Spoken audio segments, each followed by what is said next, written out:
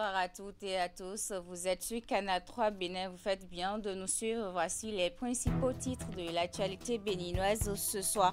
Visite de Edouard Loko dans les locaux de la télévision Canal 3 Bénin ce 1er mai 2025. Le président de la haute autorité de l'audiovisuel et de la communication a échangé avec les membres de l'organe sur les conditions de travail, les besoins en équipement et les efforts à fournir pour garantir une information professionnelle. Il était accompagné pour la circonstance des membres de son cabinet et de plusieurs conseillers. Célébration de la Journée internationale des travailleurs, la Bank of Africa Bénin n'est pas restée en marge des festivités. L'institution bancaire a organisé une journée de réflexion axée sur les acquis sociaux et le capital humain. Plus de détails dans un instant. Nous ferons également un zoom dans ce journal sur les femmes côtières de Pataba dans la commune de Savalou, département des Collines. Elles travaillent souvent en groupe pour subvenir à leurs besoins, mais le travail reste pénible et peu rentable au regard de l'aspect rudimentaire des techniques de fabrication des peaux en terre cuite. Voilà pour vous le sommaire. Restez avec nous pour le développement. Après la Société de radiodiffusion et de télévision du Bénin, c'est le tour de la chaîne de télévision privée Canal 3 Bénin d'accueillir le président de la haute autorité de l'audiovisuel et de la communication ce 1er mai 2025. Edouard Loko, accompagné de membres de son cabinet et plusieurs conseillers, a visité plusieurs compartiments de la chaîne de télévision, dont la salle de la rédaction, les régies, la salle de diffusion, y compris les différentes installations techniques. La rencontre a permis également à Edouard Loko et sa suite de recenser les difficultés et les doléances dans divers secteurs du personnel de la télévision. À la suite de la visite guidée, le président de la HAC a tenu un échange avec les responsables de la chaîne. Suivez ici un résumé de leur échange avec le deuxième rapporteur de l'institution, Basile Thibozo. La démarche de la HAC, de la délégation conduite par son président, M. Edouard Loko, était de s'enquérir un peu les problèmes que les télévisions rencontrent au sud de Cotonou d'abord. Hier, on était à l'ORTB. On a pu appréhender un peu les problèmes du public. Aujourd'hui, on est au niveau de Canal 3, où nous avons visité les locaux, nous avons vu le personnel et nous avons pu appréhender les différents problèmes que la maison rencontre. Après les visites, on a fait une séance et il est apparu un certain nombre de difficultés techniques, opérationnelles, électriques, etc. que rencontre la chaîne. Et vous comprenez qu'en cette matière, la HAC ne peut pas venir sans essayer quand même de faire quelques propositions pour solutionner un peu les problèmes que Canal 3A et pas ricocher les médias ont en général. Donc la HAC a promis appuyer un peu la maison dans les limites de ses moyens pour vraiment que ça puisse aller. Donc c'est une visite de travail, d'appréhension des problèmes et de solution des problèmes. Voilà. Donc la HAC est à l'écoute des médias. La HAC, c'était une mandature à l'écoute des médias et c'est encore la plus supplémentaire. Puisque dans l'histoire de la HAC, il n'y a jamais eu un président qui ait parcouru la rédaction. Ça, c'est une première et il faut le noter. Ça dénote de la détermination de la HAC, cette mandature, sous son président Edouard Loko, a vraiment impacté les médias positivement. A assaini, a accompagné, a appuyé dans la formation et tout, dans les productions, etc. etc. Donc c'était ça. Le but de la visite. Ouais, nous allons continuer demain avec Eden, avec TV Carrefour et puis ça finit lundi. La communauté internationale célèbre ce jour les travailleurs. La Bank of Africa Bénin n'est pas restée en marge de cette commémoration. À travers le syndicat des travailleurs, l'institution bancaire a organisé ce jeudi 1er mai 2025 à Cotonou une journée de réflexion sur les acquis sociaux et le capital humain. La rencontre a été marquée par l'évocation de plusieurs revendications. Le point dans ce reportage de Hugues Ving et Rachidi Soubero.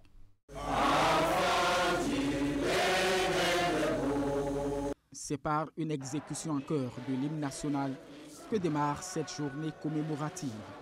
Au centre des préoccupations des travailleurs, la préservation des acquis sociaux et la valorisation du capital humain.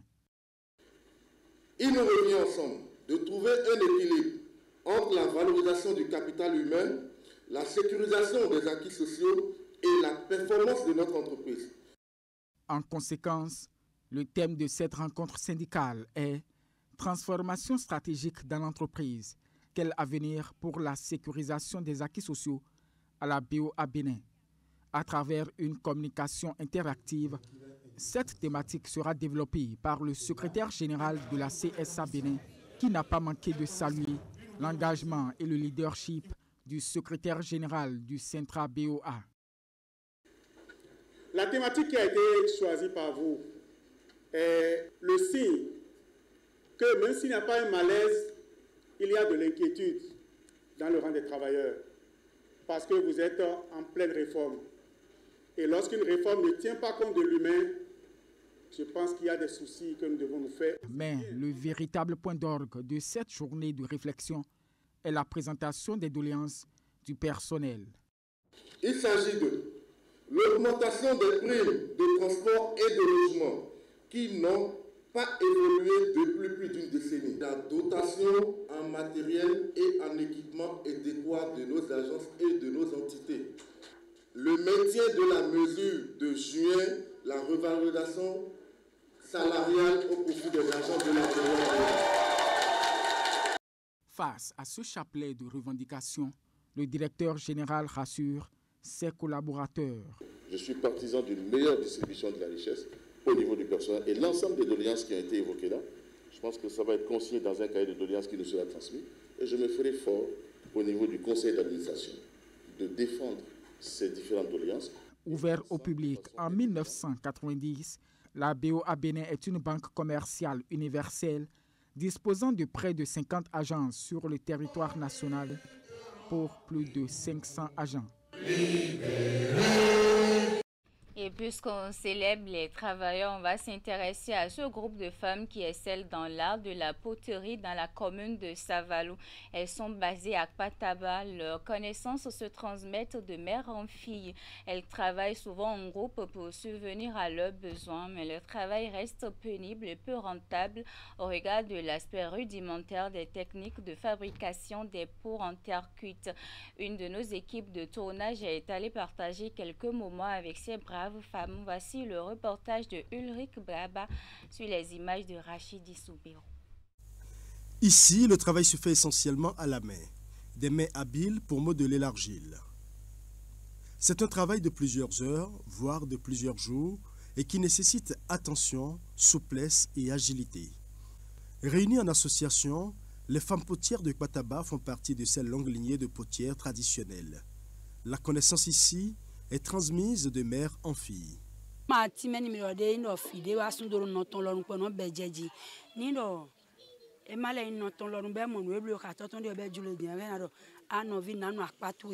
Bien que laborieuses et très entreprenantes, ces potières sont souvent confrontées à maintes difficultés. Du traitement de la matière première à la cuisson des peaux pour la vente, ce n'est toujours pas une partie de plaisir.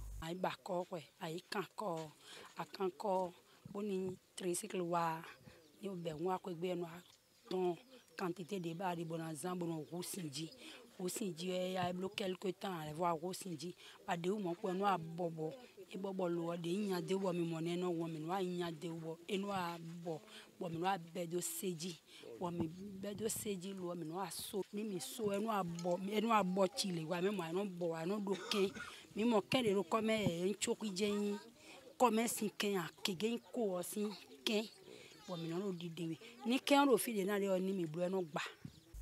Conduite par l'Association pour le développement de la commune de Savalou, quelques membres du Rotary Club Paris Avenir sont émerveillés par la qualité du travail des femmes potières de Pataba. Ils réfléchissent déjà aux voies et moyens pour les accompagner dans l'amélioration de leurs conditions de travail. Aujourd'hui, on va développer le tourisme un petit peu à Savalou parce que ça ramène de la richesse.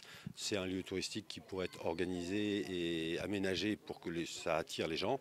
Ce qu'elles font, c'est juste fantastique. Et on va essayer aussi de partager leur savoir avec des potiers français qui pourraient venir quelques mois, apprendre comment est-ce qu'ils font et leur apprendre comment est-ce qu'ils pourraient faire et améliorer. Aujourd'hui, on a vu qu'avec la cuisson, ils ont quelques soucis, beaucoup de casse.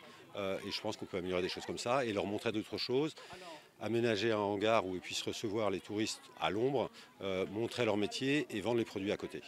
En ce qui concerne les débouchés, plusieurs acteurs béninois se positionnent déjà sur le marché de vente afin de faire découvrir au monde entier les belles œuvres de Kpataba.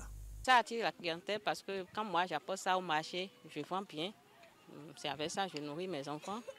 Bon, tout le monde achète pour boire tisane. Sans ça, tu ne peux pas boire tisane. Quand tu accouches, c'est avec ça que tu vas faire la tisane pour laver les enfants. Donc, pour ceux qui font les choses traditionnelles, c'est avec ça, eux aussi, ils travaillent. Donc, ça marche bien. Mais pour toi, je peux décrocher. Ils produisent ensemble à la chaîne sous la supervision de leurs aînés. Les produits sont ensuite vendus et les dividendes partagés au prorata des efforts de chaque membre du groupe. Dans un autre registre, à présent, Amnesty International Bénin a présenté son rapport sur l'état des lieux des droits humains aux échelles mondiales et nationales. C'est le résultat de 150 pays. Le document décrit un monde en mauvaise santé, déstabilisé par de nombreux faits d'injustice affectant une pluralité de secteurs de la vie humaine. C'est à travers une conférence de presse tenue le mardi dernier à Cotonou. Le tableau est sombre. Les droits humains connaissent une régression notable et notoire dans le monde en 2024. Un recul dont les points névralgiques sont disséminés dans plusieurs coins de la planète. En 495 pages, le rapport présente des droits de l'homme méprisés et mis en berne par les dirigeants du monde, notamment aux États-Unis, en Ukraine, à Gaza et au Soudan. Au niveau international, le document met en lumière de nombreux maux dont souffre l'humanité.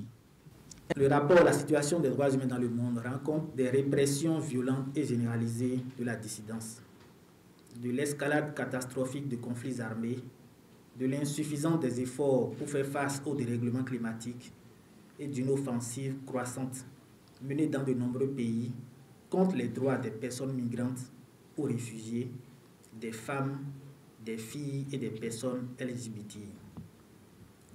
À moins d'une volte-face mondiale, chacune de ces régressions va encore s'aggraver en 2025. Sur le plan national, Amnesty évoque, entre autres violations, l'interdiction de réunions politiques, la détention arbitraire, la surpopulation carcérale, la montée de l'extrémisme violent et la restriction des libertés d'expression. Nous avons noté que le 26 avril à Cotonou, les forces de sécurité ont réprimé avec une force excessive une manifestation syndicale contre le coût élevé de la vie que le préfet du département du littoral avait interdite au motif qu'aucune demande d'autorisation n'avait été reçue. Plusieurs dirigeants syndicaux ont été arrêtés puis remis en liberté le jour même. Les conférenciers ont saisi cette occasion pour attirer l'attention du public, des autorités et des acteurs politiques sur un plaidoyer, celui de la révision du code pénal. On a vu dans ce code pénal-là qu'il y a certaines dispositions qui mettent à mal la jouissance des droits humains, notamment ici le droit de réunion pacifique. Et c'est sur ça que nous travaillons actuellement avec d'autres partenaires de la société civile, où nous sommes en plaidoyer depuis bientôt 2 ans maintenant. Créé le 28 mai 1961 à Londres, avec pour objectif de veiller au respect des droits de chacun et chacune, Amnesty International est un mouvement rassemblant 10 millions de personnes dans 150 pays. Dans le département du Mono, les membres de la commission thématique eau, assainissement et infrastructure de l'Association nationale des communes du Bénin ont procédé à l'état des lieux de la gouvernance de l'assainissement de base au Bénin. C'est à la faveur de la deuxième session ordinaire au titre de l'année 2025. 2 jours de travaux effectués sous le thème « Réflexion sur les synergies et la concertation dans la gestion de l'assainissement de base ». Voici le compte rendu de la cérémonie d'ouverture avec Nassi Salossé et Florent Do. Ils se concertent ici à Lokossa pour scruter l'avenir de l'assainissement de base au Bénin. Ces hommes et femmes sont des membres de la commission thématique eau, assainissement et infrastructure de l'Association nationale des communes du Bénin. Pour eux, les résultats restent encore en deçà des attentes, malgré les efforts déployés quotidiennement par les gouvernants. Les efforts sont souvent dispersés, les actions cloisonnées, les projets parfois redondants et les responsabilités diffuses. Cette situation est symptomatique d'un manque de synergie d'un défi de concertation entre les différents acteurs, qu'ils soient institutionnels, communautaires ou privés. Nous ne pouvons plus continuer à travailler en six phases clos. Il faut donc mutualiser les efforts, d'où ces assises placées sous un thème assez évocateur. Réflexion sur les synergies et la concertation dans la gestion de l'assainissement de base. Chers participants, c'est ensemble, dans un esprit d'inclusion, de concertation et de solidarité, que nous ferons de l'assainissement un levier puissant de transformation sociale et de développement local.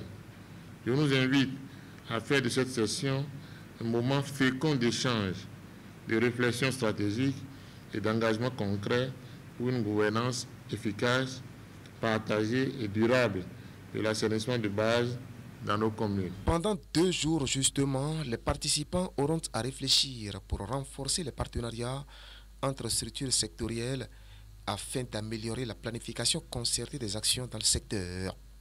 Un exercice qui devrait aboutir à la définition des cadres de gouvernance pour un futur plus sain et plus propre pour les populations béninoises en termes d'assainissement. Le ministre conseiller à la Défense et à la Sécurité nationale poursuit sa tournée de suivi, de contrôle et d'évaluation des réalisations faites par le gouvernement actuel. Rachidi Badamassi était à Djougou dans le département de la Donga le lundi dernier. Il a d'abord rencontré les membres de la conférence administrative départementale et les élus communaux avant d'effectuer une descente sur le terrain pour constater l'évolution des chantiers en cours dans ce département. Abdou Sabri Idrissou et Alassane Aouna. Journée marathon pour le ministre conseiller à la Défense et à la Sécurité. Après l'étape de l'Atakora, où il a échangé avec les différentes autorités locales, le voici à Djougou dans la Donga. Ici, Rachidi Badamassi aura un tête-à-tête avec les membres de la conférence administrative départementale élargie aux élus communaux. Occasion pour le secrétaire général de la préfecture d'énumérer d'abord quelques réalisations phares du gouvernement Talon avant de relever les difficultés qui entravent le réel essor économique du département. Monsieur le ministre conseiller, nous avons décidé des difficultés qui sont liées au local qui nous abrite. Le phénomène qui nous inquiète, c'est les conflits au sein de la communauté musulmane. Pour plus de précision, il y a différents courants au niveau du département de la Donga qui, à des moments, n'arrivent pas à s'entendre. Toutes ces difficultés, rassure le ministre conseiller, trouveront sous peu des solutions idoines. Après des échanges qui augurent d'un lendemain meilleur pour la Donga, cap sur le site de construction de la cité administrative départementale. Je suis présentement dans la Donga, au niveau de la cité administrative, la Donga, avec un taux de réalisation de 60%. Nous, nos projets de société, c'est les routes, c'est les marchés, c'est les bitumes, c'est la construction des infrastructures militaires. Donc, une fois encore, vraiment, monsieur le préfet, je vous remercie et je vous demande humblement de mettre le paquet, d'être tout le temps sur le terrain ici. Mettre la pression. Ces bâtiments qui sortent de terre séduisent à plus d'un titre le préfet et le porte-parole des maires. C'est inédit qu'un gouvernement ait pensé à mettre fin de façon définitive au beau pour loger les services de l'État. Dire un sincère merci au ministre conseiller. Je voudrais le nommer M. Badamassi. J'aime beaucoup ce nom-là. Je voudrais lui dire merci pour avoir mis en lumière toutes les actions du chef de l'État. Avant de prendre congé des populations de Djougou, Rachidi Badamassi s'est rendu sur la galerie marchande pour s'enquérir du niveau d'avancement des travaux. Ensuite, sur la tombe du feu tchèque Tamimou, haut dignitaire musulman décédé il y a quelques semaines, avant de chuter au palais royal de Kilir, où il va recevoir les bénédictions de Sa Majesté Pétro Nicolas VI. Je prie encore pour Badamassi C'est la fin de cette édition. Suivez juste après moi votre émission Info continue. Wahabalik Bara et ses invités Alphonse Moïse Soudé, analyste politique, et Gilbert Ouanou, analyste. Ces derniers mèneront le débat autour du sujet fête du 1er mai 2025, regard sur les conditions de travailleurs béninois. Merci de rester avec nous.